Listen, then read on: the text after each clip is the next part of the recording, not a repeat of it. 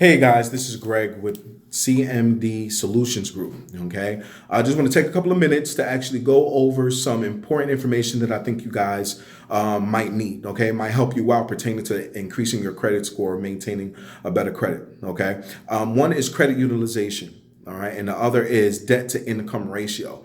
And for a general rule, you kind of want those the same. Okay.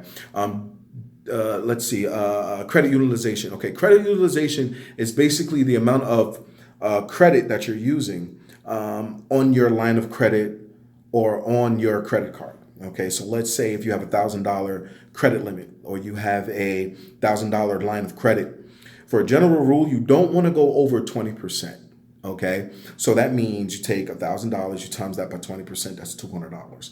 So you don't want to go over $200 on that line of credit or credit card. Okay, some people go up to 30%, but if you're utilizing more than 30%, you're jeopardizing your credit score. Okay, so to maintain a good credit score, even increase it over time, you want to not go over 20%. Okay, you do that for 4 months, 5 months, 6 months. You're going to find that your line of credit is going to be extended and your credit limit is going to be extended. Okay, but that's what you want to do. You want to maintain a 80-20 utilization ratio. Okay, so I'm gonna make this video really quickly because they're both kind of one and the same. Debt to income. Debt to income is just what it says, debt to income. And this is how you solve this puzzle. Basically, you go over what your monthly expenses are. Okay, groceries, electricity bill, cable, rent, phone, laundry, gym memberships, whatever it is, you write it down. This is my debt for the month. Okay.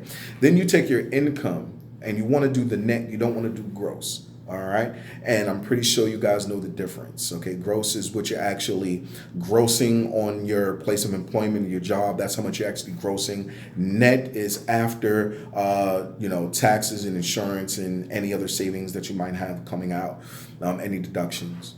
Okay. So that would be your net.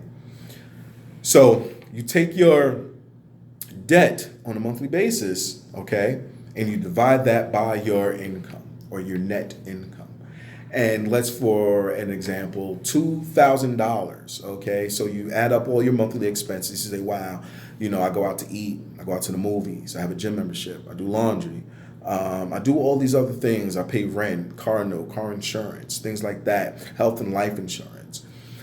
That's $2,000 on a monthly basis, okay? Then you say, well, my income is $3,200. Okay, well, that's a decent income, but you got $2,000 in debt or spending that you have on a monthly basis, okay? So you take that debt of $2,000, you divide it by your gross after taxes, after insurance, and that comes to about $3,200, okay? You divide the 2,000 divided by 32 equals 62.5%, okay? So you have to say to yourself, well, why is it so high? Well, think about it. Look at your living, okay? You might want to cut back. And this kind of goes into debt counseling, okay? So you want to maybe scale back a little bit or even a lot, depending on what you can sacrifice, okay? Get a second job. I don't really advise that if you don't have to, but a lot of people do. And I understand it and I commend it. But sometimes it just takes a little bit more discipline to get where you're going, okay? So you take that debt, you divide it by your income, and you get that number, 62%. You're like, oh, wow, 62.5%, that is a lot. For mortgage purposes, you're not going to get approved. Okay, let's just be honest. Let's just be 100% real. Anything more than 41% on a conventional basis, you're not going to get approved because your DTI is too high. Your debt to income is too high. So they're going to ask you to cut back, okay, or just not get approved and maybe take out an FHA. Well, FHA, Fair Housing Administration, which does not, and I repeat, does not issue mortgages. They only insure mortgages, right? That's why on a monthly basis you have mortgage insurance. Okay, and we can get into that in another video.